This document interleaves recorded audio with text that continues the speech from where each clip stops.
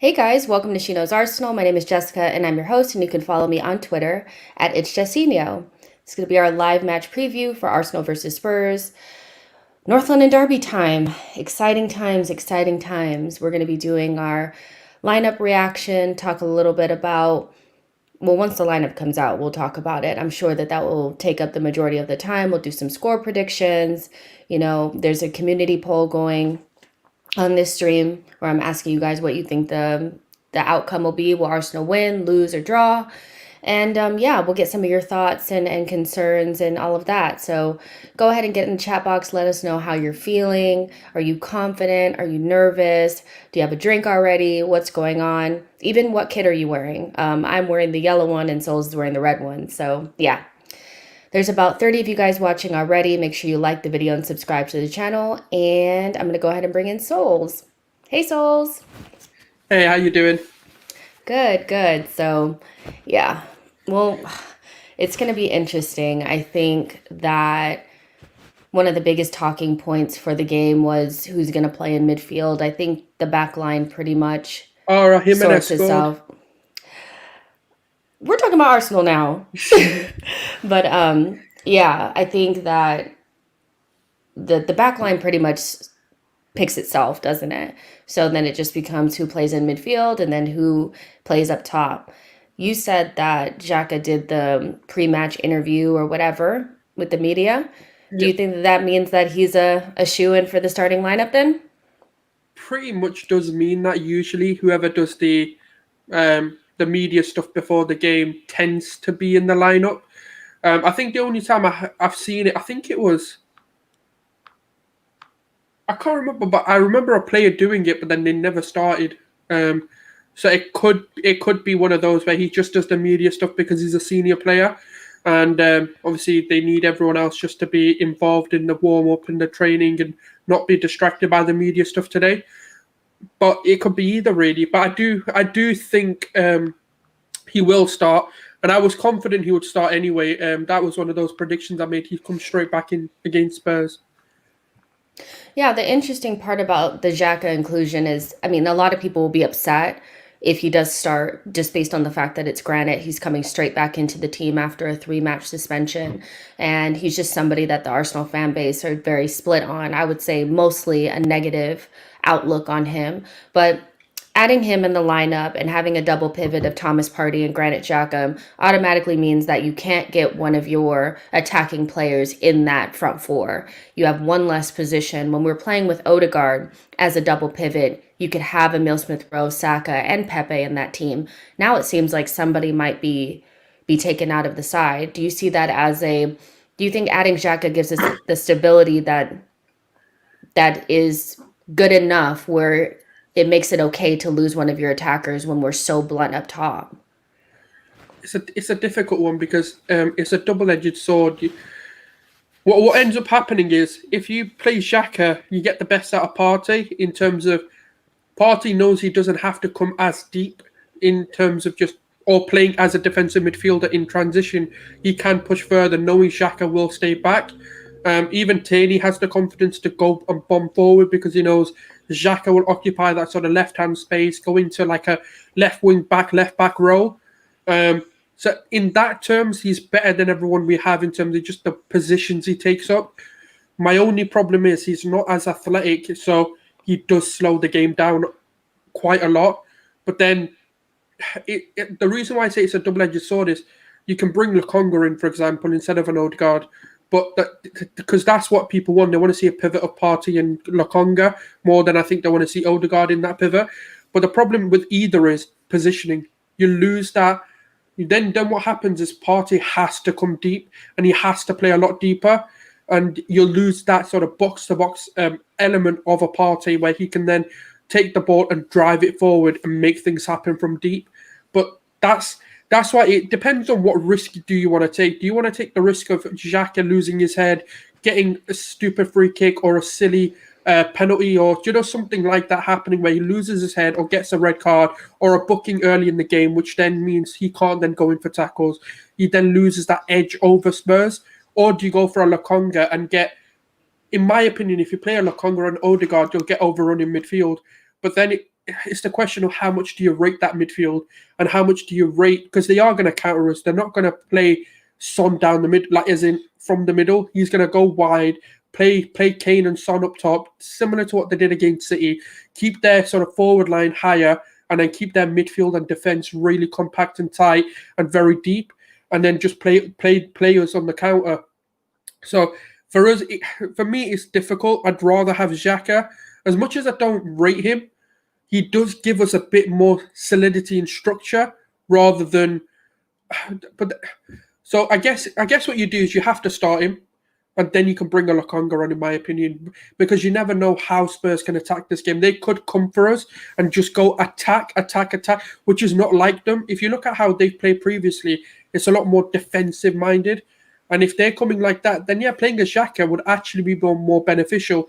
He's the one thing he does have is a great progressive pass in terms of just going over the top, playing those long balls in behind their defense. He is good at that. But either way, I'm not going to be too upset. I get why they'll play one or the other. All right, I have the lineup, so I'm going to write it in a second. But I don't have him. It's Ramsdale in goal, got it. Tierney, Ben White, Thomas Partey, Gabriel, Bukayo Saka, Martin Odegaard, Emile Smith-Rowe, Aubameyang, Tomiyasu, and Granit Xhaka, which is pretty much what I predicted in terms of who is going to start. My only thing is that I would have preferred Lokonga just because I love Lokonga, but we always knew Granit was going to come back into this team.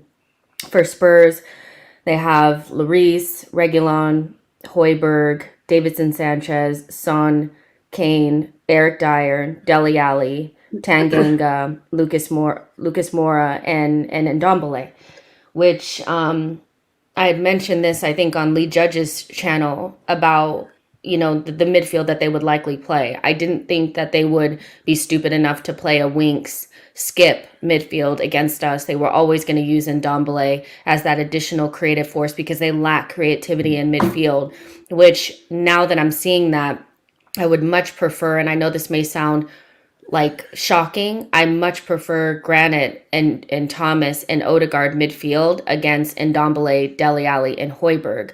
That matches up a lot better than the Emile Smith-Rowe, Odegaard, Thomas Partey midfield, which I think would have gotten overrun. And I don't think I've seen anything from Arteta where he was saying, I want to play Thomas Partey and Sambi together. He's had multiple opportunities to do it and he hasn't done it yet. So what are your just initial thoughts on that lineup? I mean, pretty much what you would have expected, right? Pepe is the only one that got dropped that I think people will be really upset about. It's the one Pepe I wanted him dropped, but I didn't know if he would be dropped. That's I guess the only, I wouldn't say it's a surprise because we've seen this sort of three or this front four before. And to get the best out of Aubameyang, this is the perfect lineup to do that. Obviously, it'll be interesting to see who's going to play on the wings because Odegaard can technically play the right wing and Saka could be on the left again with Emile Smith-Rowe occupying the middle spot. But when we look at this lineup in the best way that it plays, it is Saka on the right. And Saka on his own as an isolated winger, like I've been saying, Tomiyasu isn't someone who bombs forward. He's not an attacking fullback in a traditional sense, like he's always going to be up. He's a bit more defence first, and then if I got the opportunity to overlap, I will. And with Saka being on that right-hand side, he can handle that on his own. ESR on the left-hand side is where we've seen him play his best football, not in the middle, not in that number 10 in the middle. So this is perfect. And then to give Aubameyang the best chance to succeed, this is exactly how you play. And the games that we've controlled the most is with this lineup, with this sort of front four.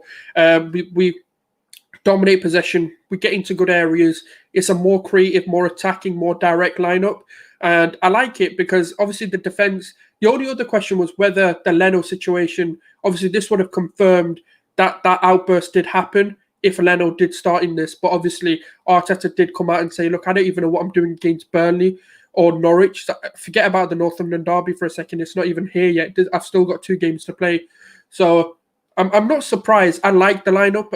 Obviously, when you look at Ndombele, Højbjerg, and is it Eric Dyer in midfield, I think? It's Dele Alli. Oh, yeah, Dele Alli. Sorry, I missed that one, yeah. So, with them 3, you do, in my opinion, need someone that's going to be positionally more correct than someone like a Lokonga. And also, Lokonga was never bought to play with Partey. He was bought in to be Partey. That's the difference. Like I think that's what we overlook. He was bought in, so if Partey gets injured, or because Partey's like 29, I believe he is, or 28, Yeah. and inevitably in about 2 seasons' time, he's probably going to be going. So we've got a ready-made replacement in terms of just being able to bring him in without having to go and then buy a party per se. So I like it. I think it's a solid lineup. It's just I hope Xhaka doesn't lose his head. And the thing is, well, usually when he comes back off a red card or when he does something He's stupid, usually he tends back to a yeah little he bit. tends to play good. Yeah, he tends to Yeah, play good. That is one thing I will say. Like he does tend to, but then he'll have a stupidness in like 7 games time or something. But exactly. I think the way Spurs play, he'll have enough time and space to do what Xhaka does. That's the only thing that's giving me a bit of confidence in terms of how they play more than how we play. Yeah, for me, I never was really fussed because I was like, if Lakanga starts, great. If Granite starts, that's pretty much what I would have expected. And again, against that midfield, I'd prefer a little bit of stability. I know that some will be like, well, he's just coming off of COVID. How fit could he be? We know that Granite keeps himself pretty in shape, and I would pretty much think that he's probably ready to go. I think with this team and with the Arsenal fan base in particular, sometimes we overreact to people being dropped because in the I feel like in the game now there's more emphasis on people that start and then people that finish off the game. And when I look at our bench and I see Lacazette, Lakanga, even maybe Ainsley Maitland-Niles and Pepe that could potentially come on and make a difference, I'm thinking, is it really that big of a deal that he doesn't start? And the Pepe thing about we'll struggle to score goals without him. We'll struggle to score goals without Saka because our goals actually don't occur. They don't happen if Saka doesn't play. They don't. Usually, when Pepe gets a lot better within a game, it's when Saka's introduced into the game or they move him into a different position. So I think it's one of those where I think we'll get chances early. This Spurs defense is not great, but we have to take them if we get them. And if we don't, then you have the likes of Lacazette that you could bring on and Pepe at the end of the game. I don't see a Martinelli cameo, but I definitely see Lacazette and Pepe maybe playing a role in this game as it gets further and further, going. The thing is, yeah, with Pepe, he's always been, in my opinion, impact sub. When that sort of defense is tiring out, when it's looking done and dusted, that's when you bring someone like him on who's a bit more direct, who loves to just run into goal and get himself into positions where he can actually impact the game in terms of scoring goals. Starting him, I think the thing is, right, because from my standpoint, yeah, Spurs or Nuno could be playing a chess game where he's been playing so defensive, he could surprise us and go attacking this game. But either way, I think this lineup covers both. If they sit deep, cool. We've got Xhaka who can break the lines. You've got Partey, who we know he does it every single time. He's the one who takes a lot more riskier passes than anyone on the pitch. You've got Odegaard, who's notoriously good at breaking these low blocks and getting those passes in. Then you've got ESR's energy, who loves to drive at players. And then you've got Saka on the other end, who loves driving at players. This team, there's too many areas of the pitch that Tottenham now need to cover in order to eliminate any threat. Whereas when you've got Pepe, you know Pepe is only going to be good if there's one play he has to beat. So they'll double team him or they'll let him do what he needs to do, and they know he'll lose the ball. He's not got the intelligence of a Saka or an ESR. They know if ESR gets the ball, he'll find something or he'll pass it to Odegaard. Odegaard will find something. Saka can find something. Aubameyang on his day is one of the most lethal strikers in Europe. So he's always a threat. Regardless of his form, he's a threat. He's up for this game. You can see the build-up from him. He's got his haircut. He's smiling. He's happy. He seems to have that aura back about him. And I know now he needs to back it up with his goals and performances on the pitch. You can have that. You can have the swagger back. But if you're not performing, it doesn't really mean anything. But I think we've covered all the bases. If they attack us, cool, we're ready for it. If you want to sit deep, park the bus, cool, we've got players who can break that. So I think this is probably the perfect game to start. And then, of course, you introduce your Pepe's. Because say, for example, in the first half, we managed to get a goal after such a long time when we actually start the game right and get that goal, it opens up. Spurs have no choice but to go for the game. And then Yeah. guess what you do? Second half, be like, Yeah, you still have to score a goal. All right, Pepe, go on then, go do your thing. Yeah. Martinelli, go do your thing. And then Lacazette, you know what? You connect this well. Go on, you go do your thing as well. And then you've got the threat off the bench. If we play that and play our plan A, or the best thing that we can do, then what do we do? Bring ESR on? That's a like for like. Then it just becomes too stagnant. Whereas with now, we can actually get a player who can change the dynamic of this game off the bench if we need to. So I think it's a good idea. We'll have to see how it actually comes to fruition. I think the interesting thing, well, not so interesting on our end, but probably from a Tottenham perspective, is how they use Son.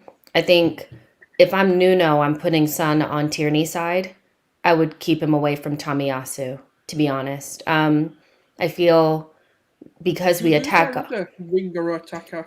I Lucas forgot. Moura, I could easily see Mora on the left, on their left hand side, and Son on their right, which is our left, because everybody knows that we are left side heavy and left side dependent in terms of our build up and getting it to Tierney. And Tierney tends to vacate his spot, which is exactly what we expect him to do. And maybe that's a reason for the inclusion of Granite, is so that he can drop into that space knowing that they'll probably put their better attacker on that side. If I'm Nuno, I would prefer Son on Tierney's side than on Tomiyasu's side, because I feel like Tomiyasu is going to stay close to White and it may be more difficult for him to get joy. Lucas Moura for me is, he's a worker. He's going to work and try to win the ball and run around and stuff, but their real threat is Son. And so if we lose possession and Tierney is up the pitch, can't you see them trying to pop the ball long into that space in behind us if, Tierney is missing from that spot? That's why Xhaka has been introduced, and Right. the thing is, right, Xhaka, as much as like we've all on this channel been advocates that we needed to bring someone like a Basuma in or a Gumarayash in or someone else just to just to be a partner to party. But the thing is, right, it's one of those things that he does well. Like I'm not someone who my agendas will override everything that I talk about. Xhaka does help Tierney go forward. That's the one thing he definitely helps, and he will occupy that left-hand defensive side. But then don't forget, right, now we've got Gabriel, Ben White, and Tomiyasu. We don't we no longer really, our transitions have changed. We've turned into sort of a three-back formation in terms of Gabriel takes on the left-hand side, Ben White stays more in the centre, and then Tomiyasu goes into that sort of right centre-back position. So either way that they attack, we've got three areas of the pitch covered with at least one player. But then what you're going to have now is the way that Xhaka traditionally plays, because he sits a lot deeper, it'll allow whoever to go forward. The same way like Liverpool do it with Jordan Henderson, like Henderson that occupies the, the sort of space that's left by Trent. That's why when Henderson and Trent play, they don't tend to get overrun on the right hand side because they've got someone who can then sit in that position and cover for them. Whereas with like even in these three games, we've not needed it. That's why we've been all right. But he does do that well. So I think as much as they want to do that, and yes, Son definitely should be on the left hand side. It'd be easier for him, and it'd be an easier game for them to expose us. But I do think Xhaka will cover for that space. I hope anyway. Yeah, for sure. I mean, it's just, I think we kind of know what the score is. Like, we kind of know how both teams are going to play. I think based on the midfield that they've chosen, we kind of know what they're going to try to do. And it's up to us to not only combat that, but exploit their weaknesses, which for me is their wide areas. I just feel like none of their defenders are really good one on one. And I back Saka to be on the ball and be able to beat his man. One thing about Pepe that we know is that he'll beat his man and then beat himself. And as much as I love him, that's not really what you want when you have defenders that are weak. You want to be able to beat them and take advantage of it. So I'm okay with the lineup. I think it's perfectly fine. It just depends on how we start. We have to start off good. If we get chances, we have to put them away. And defensively, I'm not super, super worried. I do know that I'm not delusional to think that Harry Kane and Son are dead. They're not. They're good players and they're still going to be very dangerous. But the solidity of our back line for me is something that I think we should be able to count on here.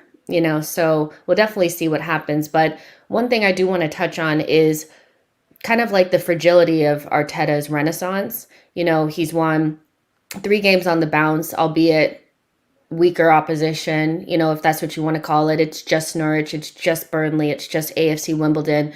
But the fans are starting to feel a little bit more optimistic about what we're doing, and we can kind of see a plan working. But a loss in a North London derby could easily just unravel all the work that has kind of been done. How important is this game for Arteta and kind of like the little bit of foundation that he's built? Can't you see, like, if we don't get the result that we need, things turning on its head again, the way it was post the Man City game?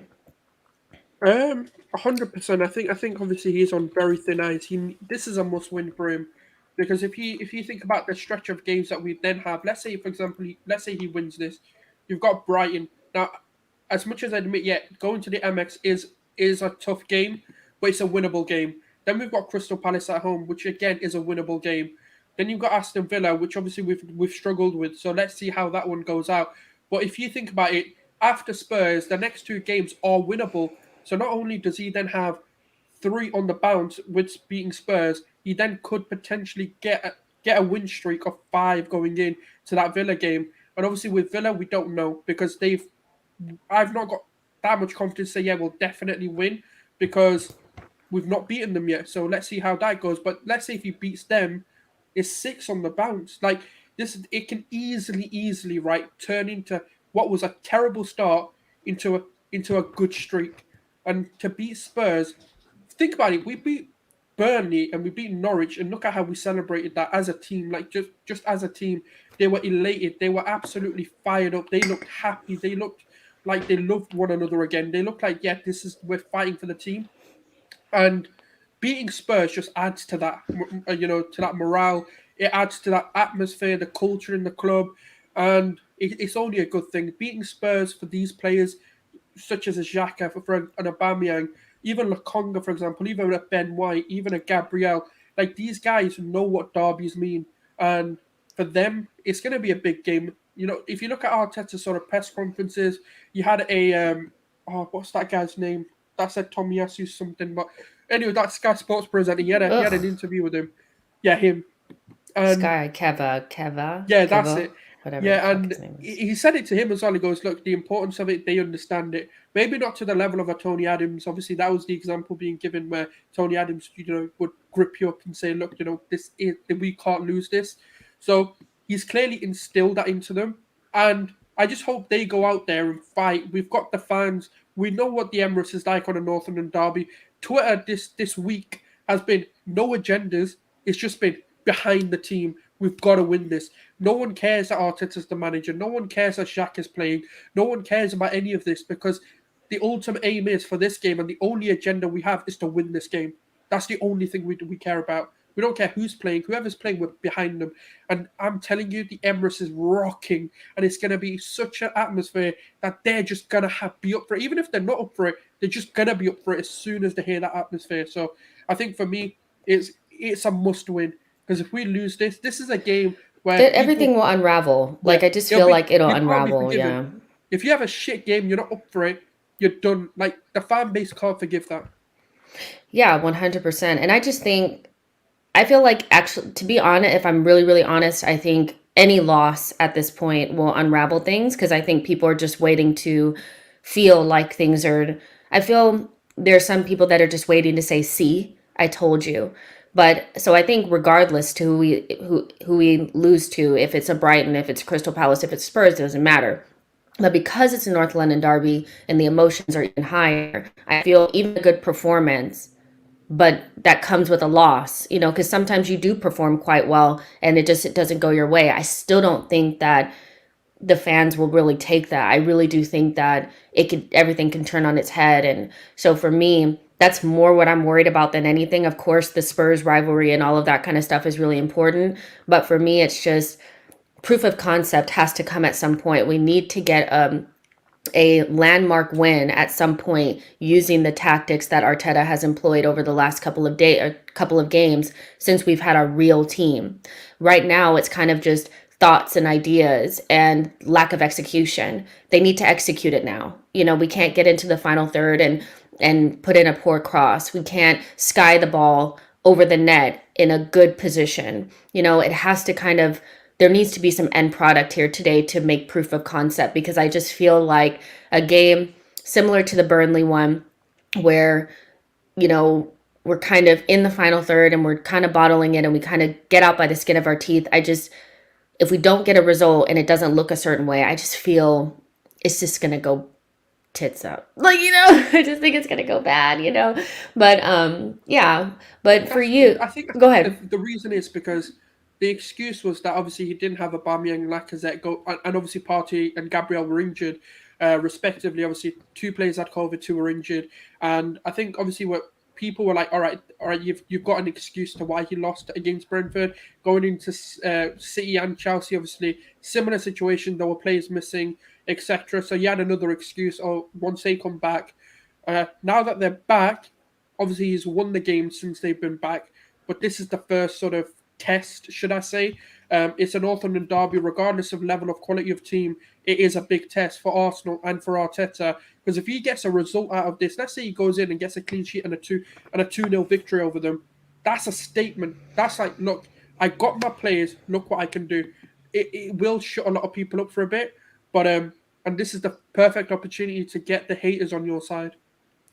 Yeah, for sure. It has to be a win no matter what. Like a draw is not going to do it. It has to be a win. It has to be semi convincing. I do think that he needs that. And at this point, I feel like he has to deliver that because, I mean, let's be real, he's been in the job for a while now. He has his players in. I know things aren't perfect, but we need to see something come to fruition. But for you, are you still confident? Are you still thinking 3-1 Arsenal type deal? What do you think the scoreline will be? How do you think the game will unfold? I'm going to stick to it because I've said it and I put my neck on the line and I said Aubameyang hat trick. I said Aubameyang and Saka are going to run the show today. They're going to, and Aubameyang, he's going to show the world and reintroduce himself as Aubameyang that we signed. I think this is the game he does it in. And I'm fairly confident he'll get at least 2 goals. And I reckon Saka will get most of the assists on this one. And I'm confident. I'm confident. I said if Ramsdale plays in goal, it'll be a clean sheet. I just think the way we play, the confidence we play with, and how much they don't jitter, they don't seem to be nervous, they don't seem to be complacent when it's Ramsdale because he's on their case 24/7. Watch him throughout the entire game. He's screaming at them. He's making sure they're aware, they're alert. He's telling them, like, this is, this is the players on you. He's constantly like coaching them on the pitch. And Hmm. that's what we missed. Like Emi Martinez was similar. Obviously the privilege was we got to hear him. We actually got to hear what he had to say and what he was saying, and he was constantly letting the defenders know there's a player on you, there's a man on you. Make sure you pass it to your left, pass it to your right, and he's telling them, he's commanding them. And then obviously when you have Partey, when you look at Partey as well, he generals the game. He might not be a leader or a captain, but he's constantly like, make this run, make that run, and he's always like hand signing before he because he's that good. He scans the pitch before he gets the ball, and I reckon because of these sort of additions into the team, and obviously with Tomiyasu, the energy he brings, the stamina that he's got, he was known to have like 8 lungs. He's energetic. He'll constantly keep pressing the man, making sure he wins it. He's got a good recovery pace. He's good in the air. Ben White can obviously distribute well. You've got Gabriel who's up for a fight. So I think this is going to be one of those games where I am confident. I think it will be a statement performance, and I think a win guaranteed. But I just hope my other half of me, where I say it's a statement, that comes true. But I do think we'll win. I feel like so weird feeling confident. I feel like I shouldn't feel this way. Um, it's worrying me that I feel this confident. I do think Spurs will show up. I don't think it's going to be one of those where I still think they'll be relatively bad at football because they just are not great. But I do think they'll show up and fight us. Similar to last season at the Emirates, I think they were pretty crap, for the entire game, but they still tried to push and shove and get in it. And I think when you have Hoiberg and Ndombele and Dele Alli in your midfield, you're looking for I expect to see Thomas and them getting kicked and stuff like that. So I do think they'll show up, but ultimately I feel like I'm confident in what I've seen in the last couple of games that I would expect to see it today, and I would expect it to be better. I would expect it to be better than last time. So my scoreline is going to be 2-1. I've kind of flipped back and forth. Sometimes I say 1-0, sometimes I say 2-1. I still think they get like a Harry Kane penalty or something like that. They're going to be diving in the box like I've never seen before. Who's the referee? Do you know? Oh, I remember. I forgot. I'll quickly check. Who's the referee? Like that kind of makes a difference too. Like who's the referee? It's not that hopefully it's not Paulson, because if it is, we're finished. We're done out here. Wait a minute. Doesn't it say in the Premier League app like? Oh no, it's Craig Pawson. Gosh, wait, I'm not confident anymore. Okay, so yeah, but I think ultimately I feel quite confident. And yeah, so we'll be doing our watch along in just what 30ish minutes or so.